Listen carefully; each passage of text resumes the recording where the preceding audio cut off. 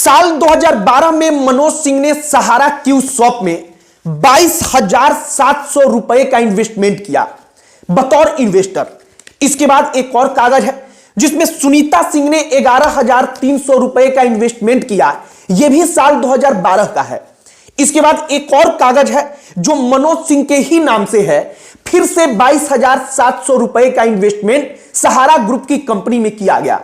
हालांकि अब ये पैसे कब मिलेंगे कब नहीं मिलेंगे इसके बारे में किसी को नहीं पता, लेकिन एक वक्त पर कहा गया कि साल 2018, 2019, 2020 में मतलब जिस समय जिस पैसे का डेट पूरा हो जाएगा वो पैसा वापस मिलेगा। हमने सोचा कि एक बार इन्वेस्टर्स की असल स्थिति क्या है इसके बारे में आपको समझाया जाए, बताया जाए, क्योंकि सहारा इंडिया का पैसा कब मिलेगा। कई सारे लोग अक्सर मैसेज करते हैं कि भैया जरा इस पर कोई वीडियो बनाइए। हमने आज भी कमेंट पढ़ा, एक व्यक्ति ने लिखा था कि मोहित भैया सहारा इंडिया के लिए अमित शाह जो गृह मंत्री और तत्कालीन सहकारिता मंत्री भी थे, मतलब पहली वाली सरकार में, उस वक्त पर अमित शाह ने कहा था कि पाई पाई रुपया आपका हम वापस कर देंगे। हमने अमित शाह का भाषण जाकर सुना तो उसमें वाकई में सहारा रिफंड पोर्टल जब लॉन्च होता है तो वो कहते हैं कि 45 दिन के अंदर पैसा मिल जाएगा, लेकिन कितना पैसा मिला कितना पैसा नहीं मिला वो उत्तर प्रदेश और बिहार के 1 करोड़ से ज्यादा इन्वेस्टर जानते हैं। जो मनोज सिंह का हमने कागज दिखाया वो मनोज सिंह मेरे पिता हैं, सुनीता सिंह मेरी अपनी मां है और मेरे भी कुछ पैसे सहारा समूह की कंपनियों में लगाए गए थे जो अब तक वापस नहीं मिले हैं। तो हमने सोचा कि जरा वाकई में इस पर बात किया जाए कि पैसा फंसा कहां है और क्या पैसा वाकई में मिलेगा या केवल और केवल सरकार जब चुनाव आता है तो यूपी बिहार के मिडिल क्लास लोगों को अपने तरफ लुभाने के लिए एक लॉलीपॉप दे देती है। आगे बातचीत करने से पहले हमारा नमस्कार स्वीकार करिए। हमारा नाम मोहित कुमार सिंह है और इस मुद्दे पर बात इसलिए करना जरूरी है क्योंकि सहारा इंडिया में किसी एक व्यक्ति का या 1,000 लोगों का पैसा नहीं फंसा है। आपको हम एक डेटा बताते हैं। उत्तर प्रदेश और बिहार में 1,40,00,000 इन्वेस्टर हैं, जिसमें से 55 लाख इन्वेस्टर बिहार के हैं। अब जब 2024 का लोकसभा का चुनाव था तो अमित शाह ने कहा था कि सहारा रिफंड पोर्टल जब हम लॉन्च करेंगे इसके 45 दिन के बाद रुपया मिलने लगेगा। पहले कहा गया कि 10,000 रुपए का किस्त आपको मिलेगा, लेकिन वो 10,000 रुपया कितने लोगों के पास गया कमेंट बॉक्स में आप लिखकर जरूर बताइएगा कि अगर आपने अप्लाई किया और आपको 10,000 रुपया आया हो। लेकिन जहां तक हमें पता है हमारे जानने पहचानने में किसी के पास 10,000 रुपए भी नहीं आए हैं। मतलब कि सहारा रिफंड पोर्टल जो है उस पोर्टल का काम और कब पैसा आएगा इसके बारे में किसी को कुछ भी जानकारी नहीं है। संसद भवन की एक कहानी आपको हम सुनाते हैं। संसद भवन में सरकार से सवाल पूछा गया कि आखिरकार जो केंद्र की सरकार है वो कितना रुपया अब तक लोगों को वापस कर चुकी है। तो केंद्र की सरकार कहती है कि 2024 तक 31 मार्च तक सेबी के पास 15,775.50 करोड़ रुपए सहारा ग्रुप के तरफ से जमा कराए गए। सहारा ग्रुप के रुपए आए और उनमें से 138.07 करोड़ रुपए मात्र इन्वेस्टर्स को वापस किया गया। मतलब कि टोटल रुपया जितना आया उसका 1% भी नहीं। अब आप कल्पना करिए कि अगर इस स्पीड से पैसा वापस होता भी है तो शायद अगर आपकी उम्र 20 साल 22 साल है तो आप बूढ़े हो जाएंगे, आप इस दुनिया में रहेंगे भी नहीं, उस वक्त तक आपका पैसा वापस ना मिल पाए। मतलब कि अगर स्पीड ऐसी रही, सरकार इतनी तेजी से काम करती रही तो आपका पैसा आपके अपने जीवन में मिल जाएगा, यह असंभव सा है।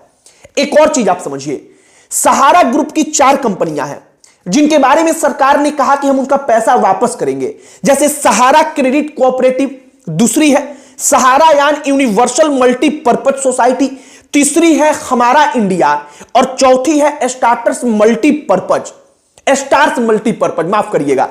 अब इन 4 सोसाइटीज को छोड़ करके सहारा इंडिया में क्यू शॉप के जरिए अन्य कई अलग सोसाइटीज के जरिए भी कई 100 करोड़ रुपया जमा कराए गए। उन रुपयों के बारे में क्या होगा किसी को अब तक कोई जानकारी नहीं है, लेकिन सरकार ने कहा कि सहारा ग्रुप का हम टोटल रुपया वापस करेंगे।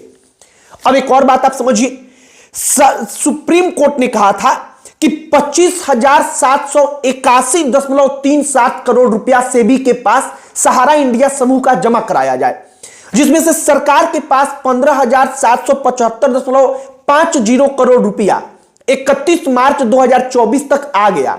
लेकिन इन तमाम चीजों के बावजूद मात्र 138 करोड़ रुपया इन्वेस्टर्स को वापस किया गया। अब आप इस बात का अंदाजा लगाइए कि अगर सरकार की नीयत रहती, अगर सरकार वाकई में चाहती कि हम इन्वेस्टर्स का पैसा वापस करें, तो क्या अब तक इसमें तेजी नहीं लाई गई होती? एक और बात आप समझिए, सहारा इंडिया जो समूह है, उस समूह के जो संस्थापक थे सहारा श्री, जिनको कहते हैं सुब्रत रॉय, अब वो इस दुनिया में नहीं है। मतलब कि अब पूरा का पूरा भरोसा सहारा इंडिया का पैसा वापस आएगा। जो गरीब लोग हैं, मिडिल क्लास फैमिली है, जिनका अधिकांश पैसा सहारा इंडिया में लगा, वो केवल और केवल भारत की सरकार है। मतलब भारत की सरकार के भरोसे में वो बैठे हैं। हमने कमेंट में पढ़ा कि एक व्यक्ति कहता है कि अमित शाह ने कहा था कि एक एक पाई जोड़कर वापस कर देंगे। उन्होंने अब तक कितना वापस किया, उन्होंने कितने लोगों का पैसा लौटाया, इसके बारे में एक वीडियो बनाइएगा। तो हमने सोचा कि पैसा तो हमारे भी घर का लगा है, तो इसके बारे में वाकई में एक वीडियो बनाया जाए। अब आप एक बात समझिए, जब सहारा इंडिया में पैसा जमा हो रहा था तो कई सारे लोग बड़े गैर जिम्मेदाराना तौर पर कह देते हैं कि प्राइवेट कंपनी थी तो देखकर पैसा डालना था। लेकिन प्राइवेट कंपनी को पूरे के पूरे वेरिफिकेशन के बाद से इस बात के लिए परमिशन कौन देता है कि वो आम जनता से पैसा जुटा सकती है?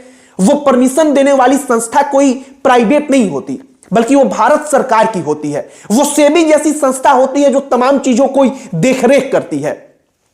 अब आप इस प्रकार से समझिए कि अगर भारत में कोई प्रोडक्ट खाने वाला कोई कंपनी है, मान लीजिए वो अपना चॉकलेट बेच रही है, तो चॉकलेट मार्केट में उतारने के पहले भारत सरकार की जो तमाम संस्थाएं हैं, जो फूड के लिए लाइसेंस देती हैं, जो फूड सेफ्टी का ख्याल रखती हैं, वो तमाम जो संस्था है वो उनको क्लियरेंस देती हैं। मतलब वो ओके करती हैं कि हां, इनका चॉकलेट सेफ है, वो मार्केट में आम जनता को बेचा जा सकता है।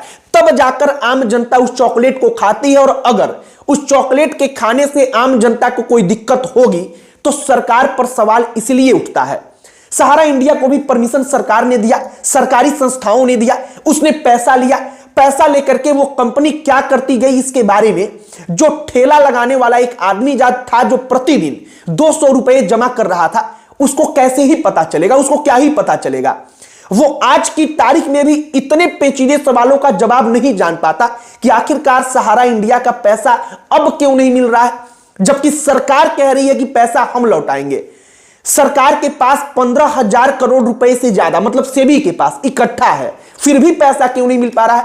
इन तमाम चीजों का जवाब शायद जो काम करने का तरीका है उसमें छिपा हुआ है कि सरकारी जो संस्थाएं हैं वो तेजी से काम नहीं कर पा रही हैं।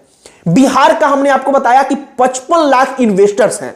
अगर उत्तर प्रदेश और बिहार को मिला दिया जाए तो 1,40,00,000 इन्वेस्टर्स, जो कई हजार करोड़ रुपया सहारा इंडिया में जमा करते हैं और उनको उम्मीद होती है कि वो पैसा वापस मिलेगा।